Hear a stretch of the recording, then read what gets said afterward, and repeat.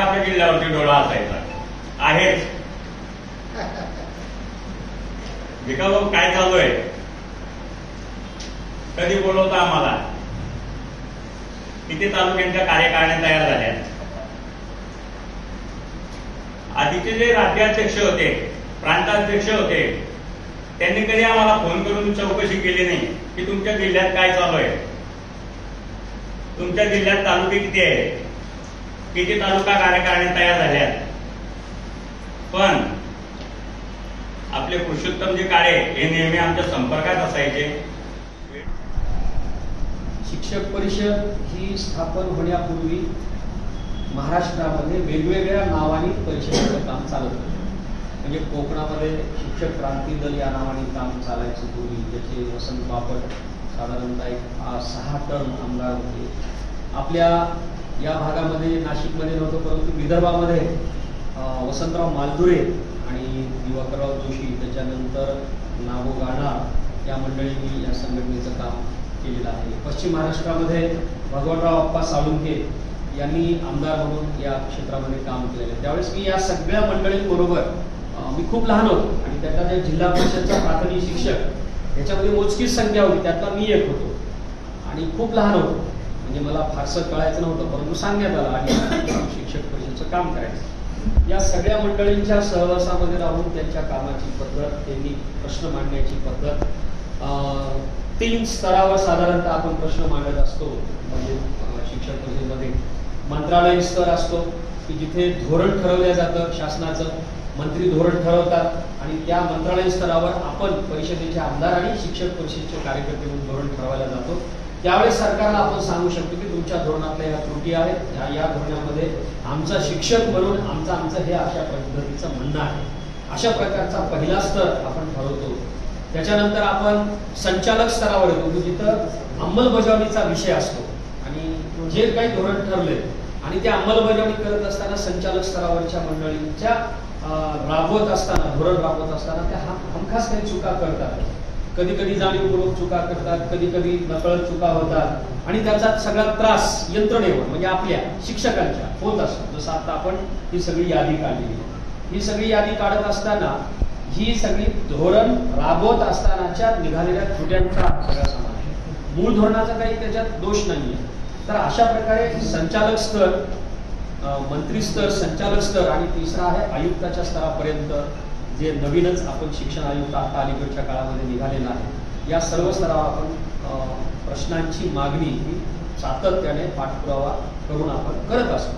अनेक प्रश्न आपण सरकारला देत असतो, वेगवेगळे प्रश्न सरकारला देत असतो. यादी खूप लांब असते आणि हे करत असताना साधारणतः 60-70 जर प्रश्न दिले तर चर्चेला येतात 10-12. संचालक मंत्री म्हणतात मला वेळ नाही, हे महत्वाचे तेवढे जे प्रश्न आहेत ते आधी सांगा. मग परत आपण 10-12 प्रश्न महत्वाचे काढतो. त्यातल्या त्या 4-5 प्रश्नावर चर्चा होते. एखादा दुसरा प्रश्न 4-5 वेळेस भेटल्यानंतर सुटत असतो.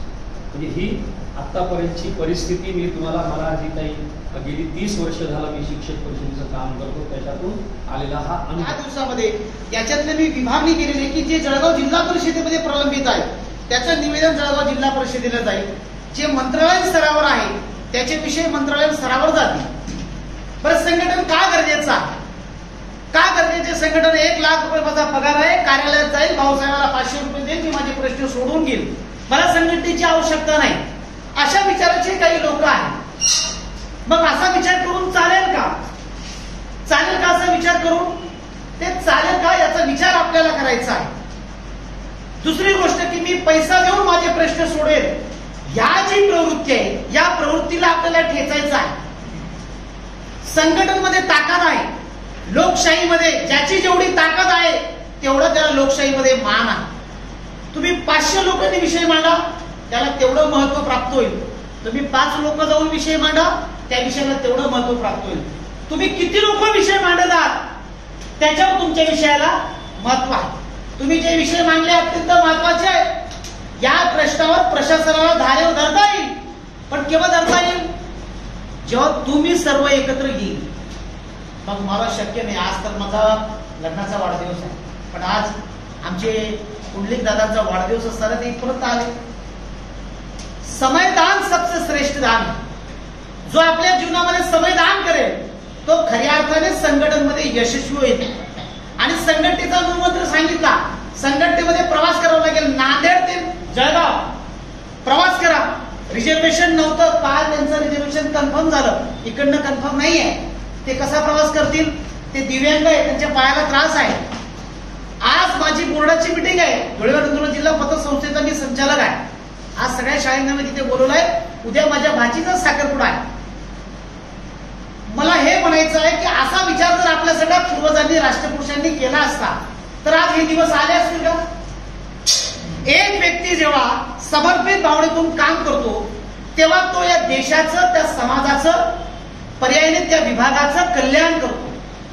एक व्यक्ती जेव्हा समर्पित भावनेतून काम करतो, असा विचार करा की आमच्या देशाचं सर्वात मोठं वैभव डॉक्टर APJ अब्दुल कलाम यांनी जर संपूर्ण आयुष्य संशोधनासाठी घातलं नसतं तर अणुबॉम्ब तयार झाला असता. आणि या भारताचा आपण त्याला ऍटम बॉम्ब म्हणून ज्यांना आम्ही उल्लेख करतो त्यांनी पूर्ण स्वतःचं जीवन कशासाठी समर्पित केलं?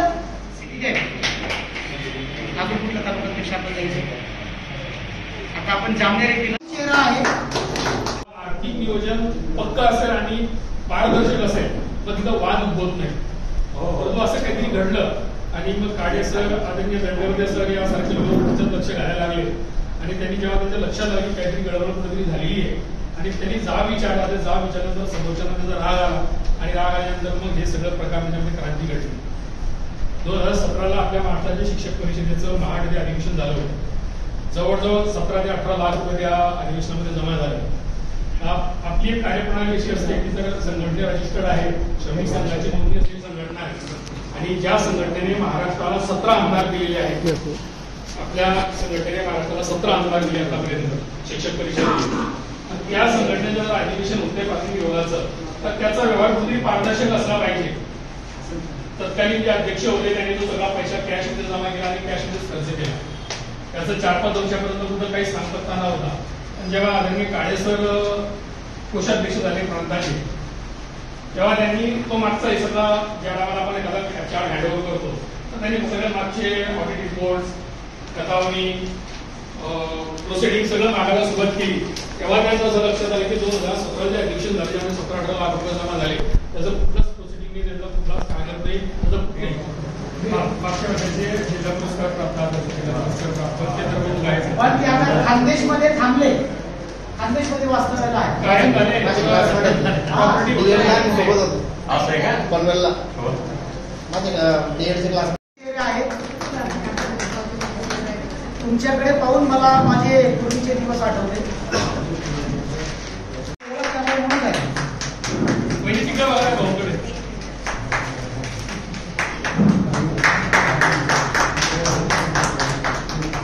चेहरा आहे.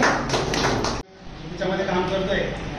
जिल्हा परिषदेमध्ये पाय ठेवला आणि नुसतं सांगितलं की शिक्षक परिषद तर सगळे अधिकारी घालणार. तसं पुन्हा आपल्याला घडून आणायचं आहे. ही टीम जी आपली अतिशय चांगली आहे, अभ्यासू आहे आणि सर्व या टीमचं आपल्याला आपल्या शिक्षकांना आपले प्रश्न सुटले पाहिजे.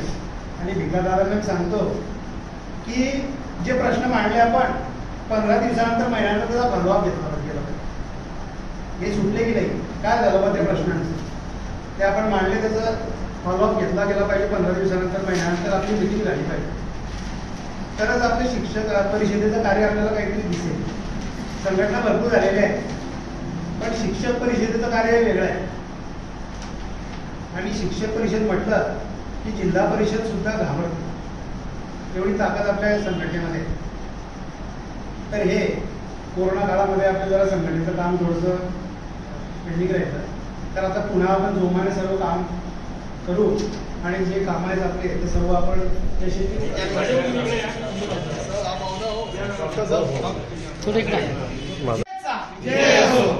देश दुनिया की नई नई खबरें हमेशा देखने के लिए BV News 24 चैनल को हमेशा देखते रहिए।